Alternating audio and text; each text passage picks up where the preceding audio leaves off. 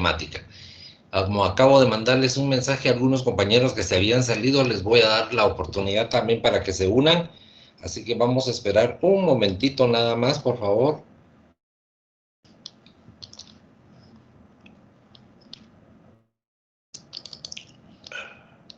Vamos a darles tiempo.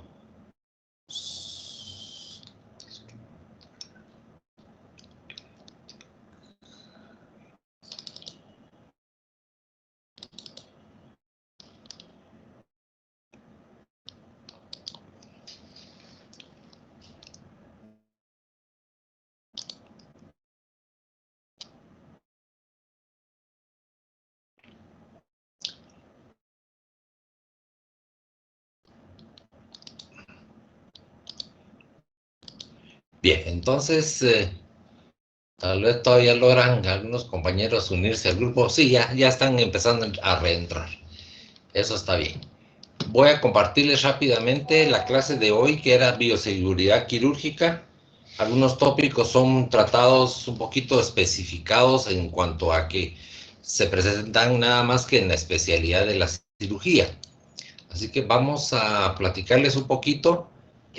Cuando ustedes ingresan a la universidad y pasan al cuarto año y se les recibe en cuarto año, pues tratamos de que ustedes conozcan algunos riesgos de la práctica que también van a estar sometidos ustedes y en definitiva es muy importante que ustedes conozcan a qué riesgos se someten cuando están en las áreas quirúrgicas.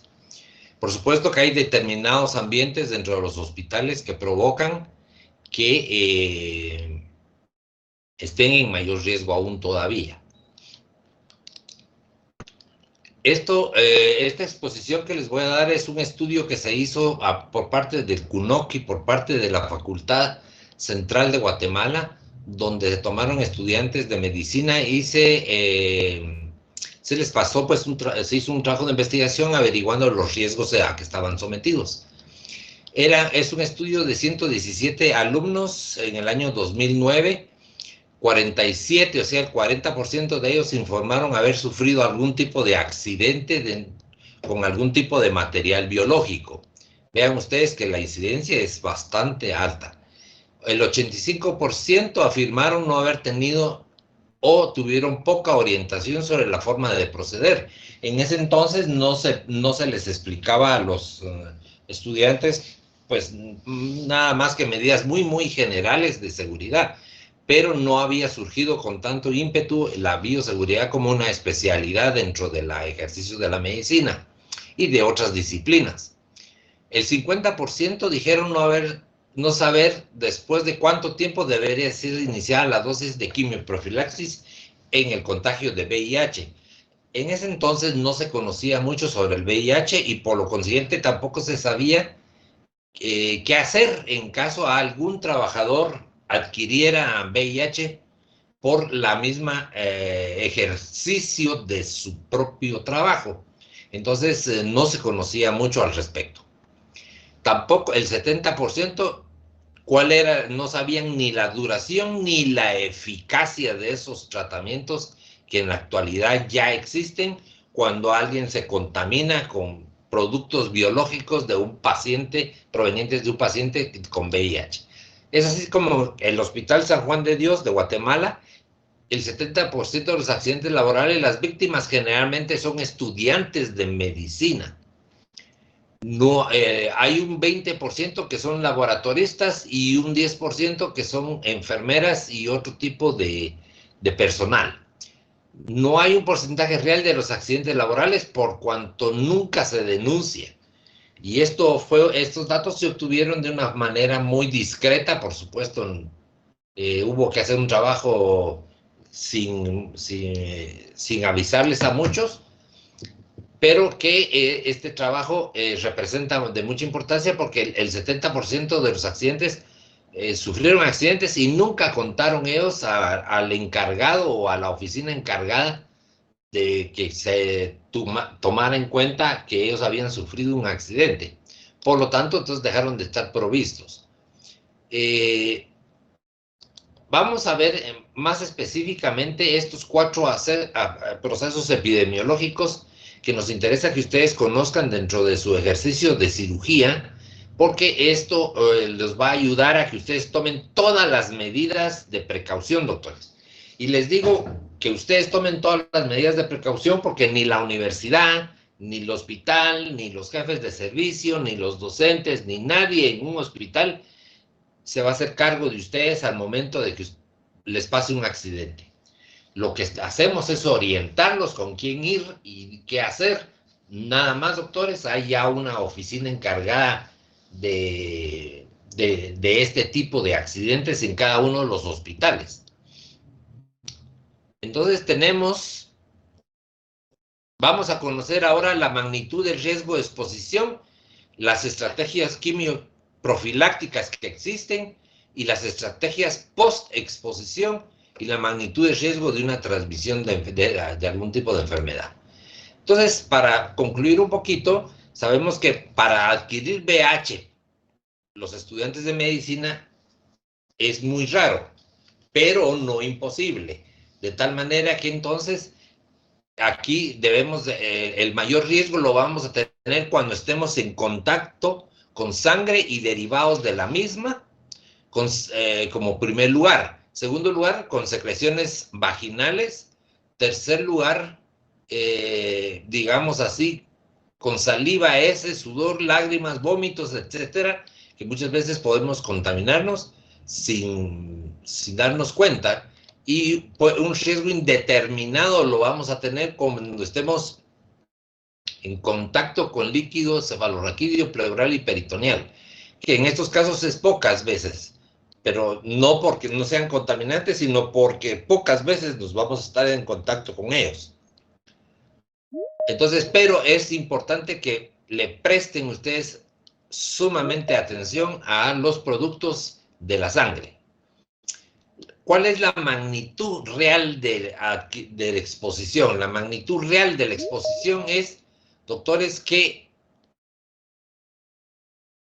un 30% de las veces se puede adquirir hepatitis B. Por eso es fundamental y nosotros les recalcamos a ustedes que deben de llegar a los hospitales ya con su esquema de vacunación contra la hepatitis B. La hepatitis C se tiene el chance de 1.8 por cada exposición, principalmente con agujas. El VIH es apenas del 0.5 por exposición, quiere decir por cada pinchazo. 0.09% por mucosas y piel intacta. Ahora bien, aquí parecería ser una cosa tremendamente especial, y vamos a dedicarnos un poquito a esto, que la hepatitis B es más fácil adquirirla que el VIH, obviamente que sí, pero la hepatitis B tiene mortalidad muy baja en relación al VIH, que el VIH sigue siendo el 100%, mientras que la hepatitis B apenas es de un 10%. Entonces aquí a ustedes les puede dar hepatitis B, sí, y no morirse, pero si da VIH, es casi seguro que se van a morir. Entonces, aunque sea más bajo el porcentaje de riesgo de exposición, la mortalidad es muchísimo más elevada. Entonces, tomen en cuenta esto, doctores, porque por estos resultados que estamos viendo aquí, es que se les pide a ustedes que deben de llevar en cirugía sus guantes nuevos cada vez, es decir, un par limpios, guantes todo el tiempo que vayan a manipular tejidos, heridas, etcétera, que deben de proveerse ustedes de mascarilla, deben de proveerse ustedes de sus gorros y deben ustedes usar anteojos protectores plásticos. Si ustedes usan porque tienen ya problemas de vista, pues va a ser más fácil, y si no, pues entonces hay que comprarlos, doctores, para usarlos, especialmente cuando el paciente llega a la emergencia y no saben ustedes ni quién es, ni dónde ha estado, ni de dónde llega, ni ningún dato de esos. Y ustedes tienen que autoprotegerse poniéndose batas especiales que generalmente la tienen los hospitales. Son unas batas de fibra de vidrio muy, pues, muy livianas y que protegen bastante bien. Entonces, aquí es importante, no voy a entrar en mucho detalle sobre cómo se adquiere la hepatitis C y todas esas, porque ustedes saben mejor que yo todo eso, y acaban de pasar ustedes medicina interna, entonces saben ustedes ya todo debido a eso. Pero sí hay ciertos factores que depende mucho y que vamos a revisar ahorita, y que es de estos factores que están aquí. El tamaño del inóculo quiere decir que si, por ejemplo, si alguien se pincha con una aguja de sutura de un paciente que estaba suturando y que era VIH positivo, pues no, el pincharse con una aguja de sutura es menos riesgosa que pincharse con una aguja de hipodermia que contenía en su luz un buen porcentaje de sangre. Por lo tanto, es importante. El tiempo de exposición, pues si ustedes inmediatamente se retiran del área donde se lastimaron y se van a hacer la antisepsia, pues ustedes tienen menos chance que si ustedes se aguantan y esperan y mantienen ahí la herida abierta y siguen ustedes contaminándose. Tiene que ver mucho la profundidad de la lesión. No es igual una lesión producida por un pinchazo que una herida producida por un bisturí. Obviamente el bisturí profundiza y ingresa rápidamente la contaminación al interior del cuerpo.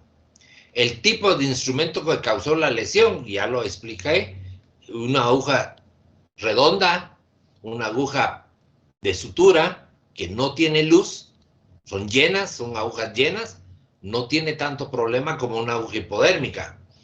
El estadio de la enfermedad de la fuente es obvio que si el paciente está en ese momento con un título de virus muy alto en su sangre, puede contaminar mucho más que si es alguien que ha estado ya, digamos, meses bajo control y que ha recibido antivirales y que su recuento de virus ha sido muy bajo. Entonces el chance también va a ser extremadamente bajo.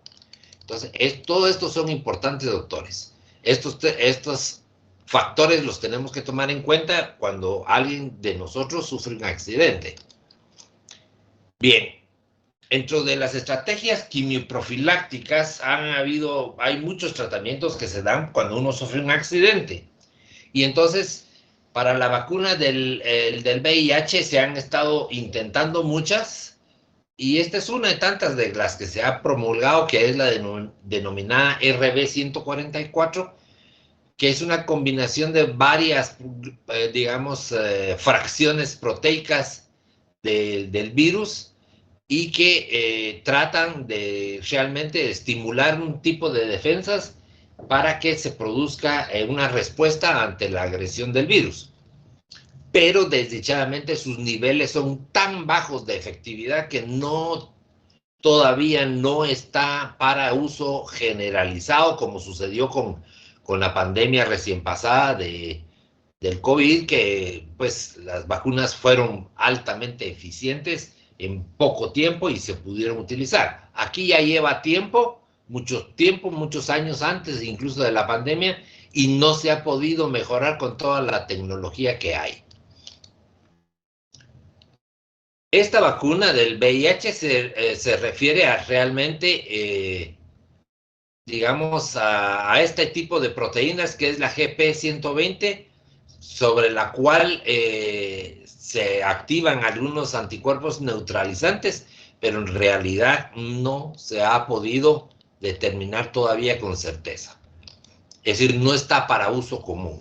Ahora bien, el del virus de la hepatitis B, sí hay una quimioprofilaxis adecuada, que en este caso es la vacuna antiviral de la hepatitis, que ya hay en nombres comerciales, como los que ustedes están viendo acá. Está la Engevac, la Engerix, la Recombinax HB, que son buenas marcas, y están otras que son derivadas, digamos, del plasma humano, como es la EVAC-B y la Eutavax, con un poquito menos eficiencia, pero de todas maneras siempre protegen.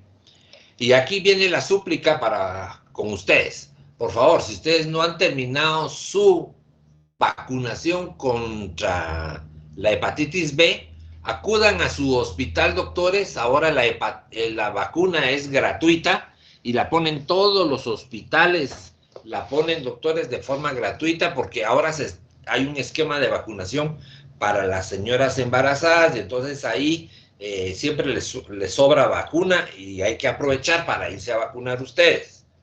Los cirujanos, de hecho, se ponen la vacuna aproximadamente una vez cada 3 años para mantener una inmunidad activa que sea eficiente.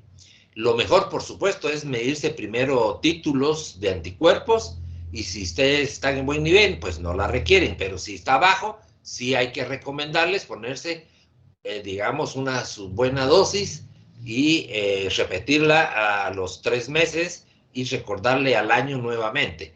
Ahora, en cuanto al HIV, pues aquí no han probado toda una serie de dosis que no voy a entrar en mucho detalle porque no tiene mucha efectividad, por lo tanto no es, digamos, muy recomendable. Apenas han logrado una eficiencia del 31%, imagínense ustedes, mientras que en lo que fue lo del COVID estábamos todos en el 95, 93, por ahí nos estuvimos. Entonces, y un 31% pues no es significativo y por lo tanto no ha sido aprobada para uso generalizado.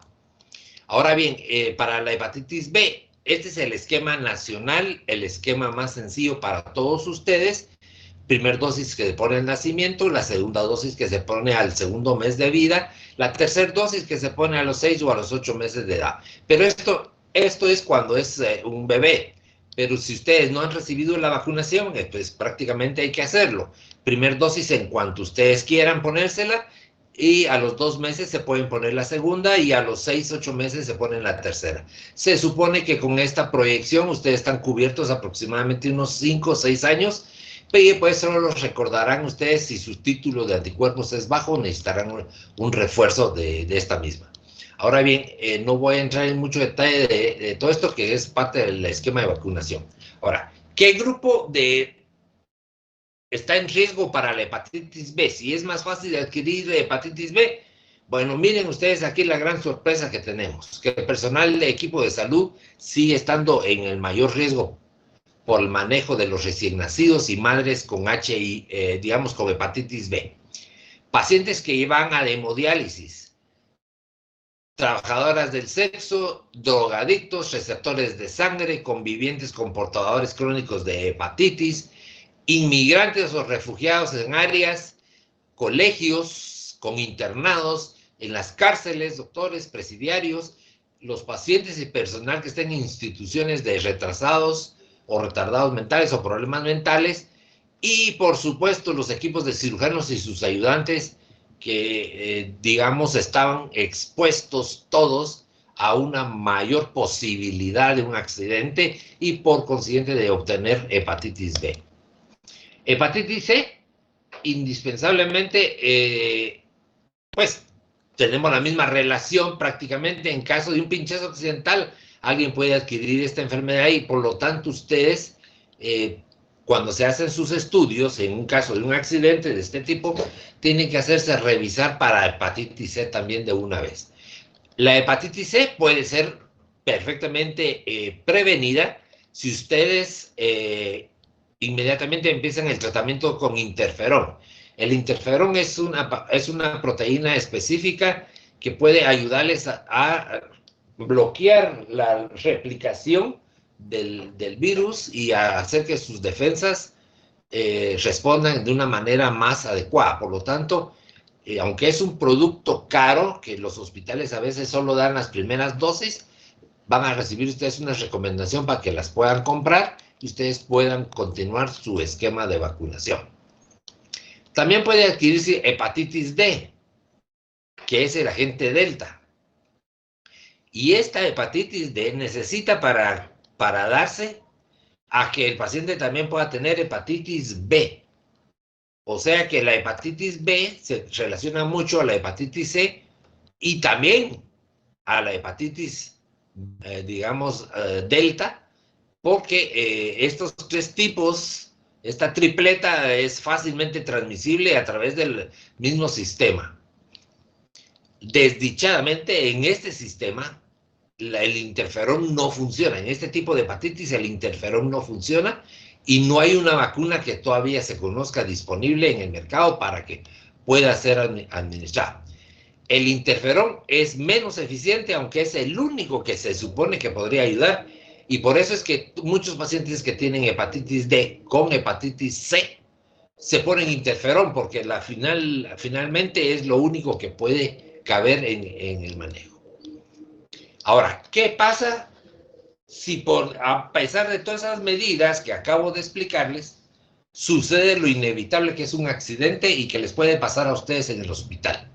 Bueno, lo primero que puede suceder, lo que hay que hacer, doctores, en el momentito es hacerse un lavado copioso con agua y jabón.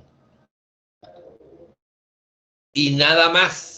El uso de antisépticos no cambia el riesgo. Es decir, si ustedes echan povidone iodado porque es mejor, o que solo sea con jabón de olor, la verdad es que es prácticamente igual.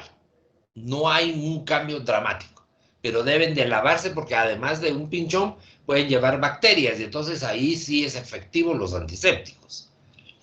El inoculado es más daño que beneficio. Sí, definitivamente no hay ningún argumento para que alguien se administre algún antiséptico en forma infiltrativa, porque no le va a mejorar nada. No usar cáusticos, sustancias poderosamente cáusticas o que sean comprendidas todavía como germicidas. Por favor, no los usen porque se pueden lesionar. Hay que dar un tratamiento inicial antes de 24 horas e ideal en las primeras 8 horas post-exposición. Esta es la norma que rige a los comités que tienen que ver con las infecciones nosocomiales y la posibilidad de riesgo en cada uno de los hospitales. ¿Qué quiere decir? Que debemos recibir tratamientos en las primeras 8 horas. A este tratamiento se le llama tratamiento presuntivo, digamos, presuntivo y empírico, que se inicia desde en el momento en que se tiene la sospecha que el paciente tenía, por ejemplo, hepatitis B o que tenía HIV. Ustedes saben ya cómo se hace el diagnóstico de HIV. Primero se hacen las pruebas ELISA. Si salen las tres pruebas ELISA, se hace un Western blot. Si esta sale negativa, ustedes pueden estar totalmente tranquilos y volverla a repetir hasta 6 meses o un año después de que sucedió el accidente. Que no se les olvide esta secuencia, porque esa secuencia es la que sigue para la investigación de estos casos. Es decir, primero la prueba ELISA, es la prueba rápida. Segundo es la Western blot. Y tercero es a los 6 meses y a los 8, a los 6 meses y al año, volver a repetir las pruebas para que ustedes estén en paz, tranquilos de que no adquirieron el VIH en el caso de este tipo de enfermedad. Bueno, no voy a entrar en mucho detalle sobre esto otro, solo recordar que la Western blot es una prueba que se debe pedir específica para VIH, porque hay Western blot, o por lo menos se llaman parecido, a otros virus, y entonces hay que hacer muy específico cuando uno solicita una de estas pruebas. Ahora bien, si ustedes saben que hay un periodo de incubación dentro de lo que es el VIH, los comités que hay dentro de los hospitales manejan esquemas aceptados ya por la mayor parte de la comunidad médica, que se deben de administrar por lo menos 4 drogas en las primeras 8 horas hasta que se tengan resultados de Western blot, hasta que se obtengan las 2 pruebas de ELISA y salga todo y deben de recibir estas drogas. Y estas son las 4 clásicas descritas, doctores, Apréndanselas, memorícenlas, vienen en el examen, como dicen normalmente. Una es la sidobudina, la otra es la lamivudina, el indinavir y el nelfinavir. Y aquí están las dosis. Aquí están las dosis a las cuales se administran con todo su montón de efectos secundarios: diarrea, náuseas, vómitos, neutropenia, litiasis renal, anemia, hiperglicemia, etcétera, todos esos efectos secundarios, y que es preferible tenerlos y no tener el VIH, ¿verdad? Entonces, estas 4 drogas deben de ser administradas simultáneamente y no por pares, y no por una, sino simultáneamente todas.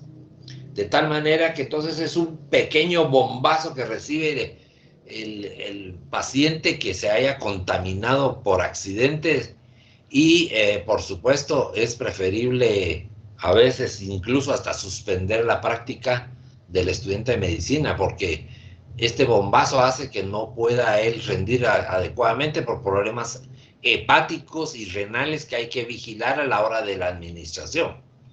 Si ustedes ven este esquema, aquí no dice, pero voy a ver si más adelante, pero normalmente se extiende a 40 días.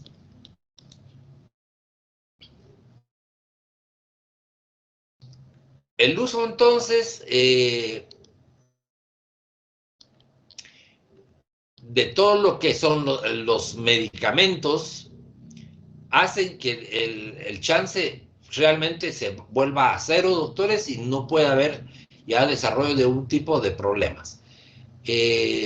No voy a entrar en mucho detalle por si ustedes no conocían cómo es el retroviral. Los retrovirales vienen así en estos frascos. Antes se administraban dos medicamentos, se daban nada más, y el chance de, digamos, de fallo de la prevención era muy alta, doctores. Bueno, no voy a entrar muy en detalle sobre la forma de administración, y voy a hablarles un poquitito y rápidamente también de otro tipo de enfermedades que uno puede adquirir dentro de los hospitales debido a la práctica médica. Acá cuando el estudiante. Nosotros hemos tenido la experiencia de que los estudiantes de medicina vienen y nos agarran, han agarrado tuberculosis, han agarrado sarampión, varicela, y otras enfermedades infantiles. Y entonces, pero de todas, la más seria es tuberculosis, doctores. Y esta enfermedad sí le ponemos mucha atención porque nosotros no deseamos que nuestros estudiantes desarrollen tuberculosis. Y vean cómo la adquieren, porque significa que ellos jamás en su vida habían tenido una relativa exposición hacia el virus, hacia la bacteria de la tuberculosis cuando fueron niños, y inclusive no tuvieron ninguna combinación de medicamentos ni nada. Y sucede que cuando llegan a los hospitales, por las llamadas microgotas o droplets, o microgotas, ¿verdad? Que son las tipo aspersores, pues se contaminan. Y entonces adquieren tuberculosis. Hemos tenido, que yo tengo en la mente, unos 3, 4 estudiantes que se han tenido que retirar a recibir sus esquemas de vacunación, es decir, sus esquemas de tratamiento cortos, pero plenos, para poder continuar después estudiando medicina, y entonces ya están totalmente curados. Vean ustedes que es importante que no se les olvide que además de esto, lo que más hemos visto nosotros es que los estudiantes comen mal dentro de los hospitales o comen cosas fuera de los hospitales y llegan a enfermarse. Y de lo que más padecen es de infecciones intestinales por amebas o por bacterias que han adquirido cerca de su casa donde han comido. Y después empiezan con problemas estomacales y empiezan a reportarse enfermos. Pues sí, también es una circunstancia que la vemos muy, muy común. Bien. Hemos visto estudiantes que también adquieren sarampión, rubiola, paperas, y otras enfermedades infantiles. Y a raíz de eso es que se les pide a ustedes que se vacunen, y cuando se asignan cursos se vacunen, porque estas enfermedades les quitan el tiempo y no es adecuado. Hace algunos meses, me recuerdo si a principios de este año, hubo un rebrote de sarampión en los Estados Unidos, y algunos estudiantes nuestros nunca habían estado expuestos al sarampión, y los mandamos a que los vacunaran porque no sabían ni su estado de vacunación. Entonces es muy importante que eso no lo olviden. ¿Alguien tiene abierto su micrófono que me hiciera el favor de apagarlo? Bien. No, solo quiero recordarles este poquito de medidas universales de prevención. Ustedes ya las conocen bien, puesto que estuvieron en la parte final de la pandemia y hubo mucha publicidad a todo eso.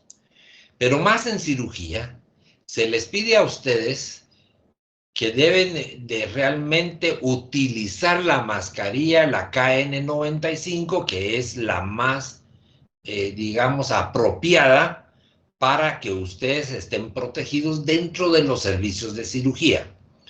Sé que es una mascarilla que produce una sensación de ahogo y de falta de aire, por supuesto, pero de eso se trata, de filtrar cuanto más se pueda el aire, porque realmente ustedes van a estar, como están algunos compañeros ahorita de Quetzaltenango, que tienen ahí un par de casos de enfermedad de Fournier y que andan ahí con, pues, se dan cuenta que son pacientes que pues emanan enormes cantidades de bacterias hacia el ambiente.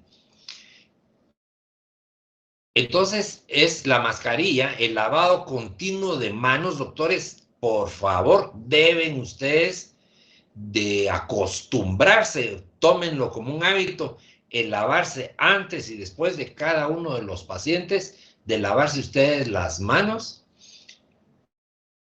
El hecho también de que cuando ustedes lleguen a sus casas, a sus hogares, coloquen su ropita en un lugar determinado antes de descansar y antes de comer. Coloquen ustedes su ropa adecuada en un sitio donde esté alejado de los demás compañeros, si es con compañeros que viven ustedes, o el resto de los integrantes de la familia donde ustedes viven, porque no es justo que ustedes lleven infecciones severas con bacterias muy agresivas hospitalarias a sus casas, y después se resulten enfermando en sus casas quienes no deben de enfermarse, que son los niños. De tal manera que aparten todo eso y no olviden ustedes, esas recomendaciones son importantes, protectoras para ustedes. Bien, no olviden que no les pase esto. Miren, está muy atenta hacia adelante, pero nada atenta hacia atrás. Y está el león ahí que ya quiere comer. Bien.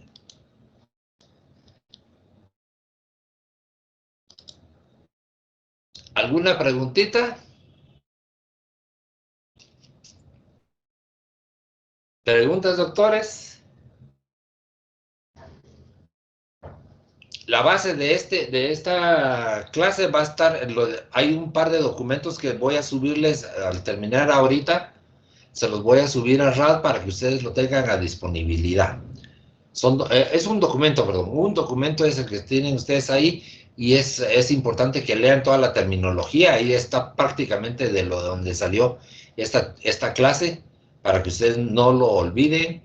Hay que ejercitarlo, doctores, que no se les olvide. Si no tienen preguntas,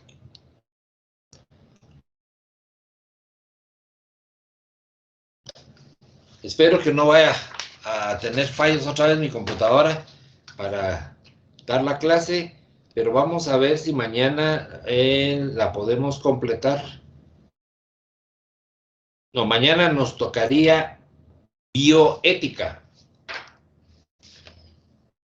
El viernes no hay clase y después seguimos el día lunes. Muy bien, doctores, pasen buena tarde. Se cuidan. Doctor. Gracias, Doctor. Feliz tarde. Gracias. Buena tarde a todos.